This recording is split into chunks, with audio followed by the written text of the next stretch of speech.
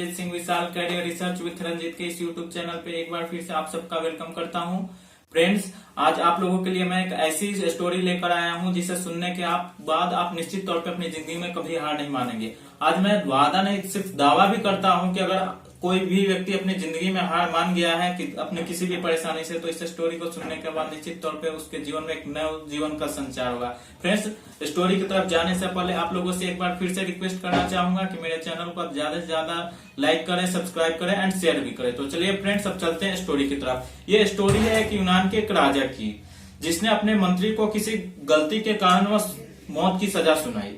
मौत की सजा जब सुनाया गया तो दिलचस्प बात यह रही कि वो मंत्री अपने घर पे था, उस सभा में मौजूद नहीं था। तो फिर राजा ने अपने सैनिक के टुकड़े को आदेश दिया कि उस मंत्री को जाके बताया जाए कि तुम्हें आज शाम को 6 बजे फांसी दे दी जाएगी। अब राजा का हुक्म था, तो राजा के हुक्म का पालन करने के लिए सेना की एक टुकड़ी मंत्री के घर की तरफ जाती है और उस टुकड़ी ने मंत्री के पूरे तरह से घर को घेर लेता है और उसमें से कुछ सैनिक मंत्री के घर पे जाते हैं।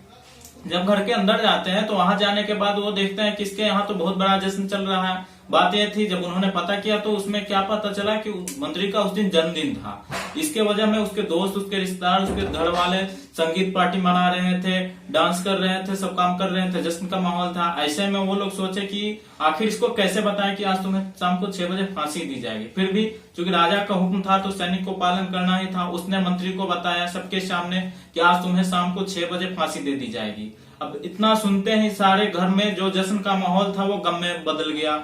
अब इतना देर होने के बाद अब मंत्री भी उदास था, लेकिन उसने सोचा कि अब फिर इसको कैसे स्टार्ट करें, फिर से लोगों को कैसे जश्न के माहौल में बदले। फिर उसने कहा कि मुझे तो 6 बजे तक का टाइम मिला है, इतने देर में तो मेरे पास काफी वक्त है, मैं इस जश्न को पूरा कर सकता हूँ। और अपने दोस्तों और रिश्तेदारों को सबको बोलता है एक बार फिर से जश्न की तैयारी करने के लिए और फिर जश्न में शामिल होने के लिए। घर वालों ने कहा कि तुम पागल हो क्या, तुम्हें शाम को 6 बजे फांसी दी जानी है और तुम कहते हो जश्न मनाने के लिए। उसने कहा कि अभी हमारे पास शाम 6 बजे तक वक्त है, इतने देर में मैं काफी कुछ कर सकता हूँ, इसलिए उदास होने की जरूरत नहीं है, इसलिए आप लोग जश्न को मनाइए।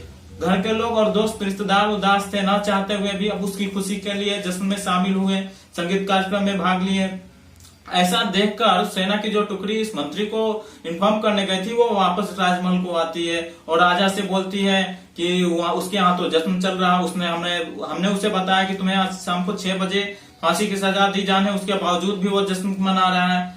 अब यह स्थिति को सुनकर राजा को भी देखने का मन हुआ कि आखिर उसके मन में चल क्या रहा, और इस स्थिति को देखने के लिए राजा खुद जाता है मंत्री के घर। मंत्री के घर जाकर वो मंत्री से बोलता है कि अरे मुख, तुम पागल हो क्या, आज तुम्हें शाम को 6 बजे फांसी की सजा दी जानी है और तुम जश्न मना रहे हो। मंत्री ने जवाब दिया, महाराज यह तो मेरे लिए बहुत ही गर्व की बात है कि आज आपने हमें फांसी की सजा दी और उसमें भी शाम 6 बजे तक का वक्त दिया।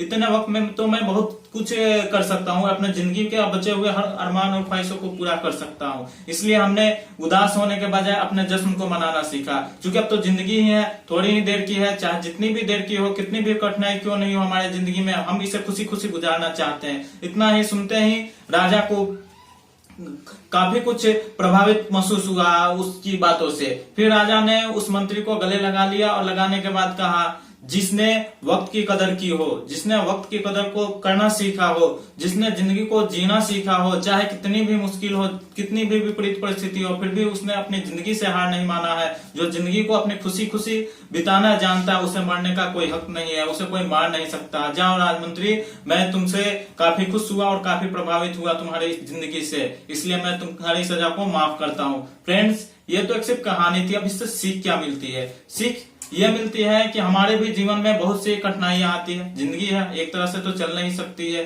काफी ऐसी विपरीत परिस्थितियां आती है, लेकिन हम लोग क्या करते हैं, अक्सर हार मान के बैठ जाते हैं और दूसरों को इसका वजह मानने लगते हैं। लेकिन अगर हम इस कहानी से सीख ले तो हमारे पास कितना भी छोटा वक्त क्यों नहीं हो, हमें जिंदगी बहुत मुश्किल से मिलती है, इसलिए उस जिंदगी को हमेशा खुशी खुशी जीने की कोशिश करनी चाहिए। इसलिए मैं आपसे उम्मीद करता हूं कि आप निश्चित तौर पे अपनी जिंदगी को इस कहानी से सीख लेकर जिएंगे और कभी भी अपने जीवन में कितना भी दुखों का पहाड़ आ जाए, कभी आप हार नहीं मानेंगे। फ्रेंड्स,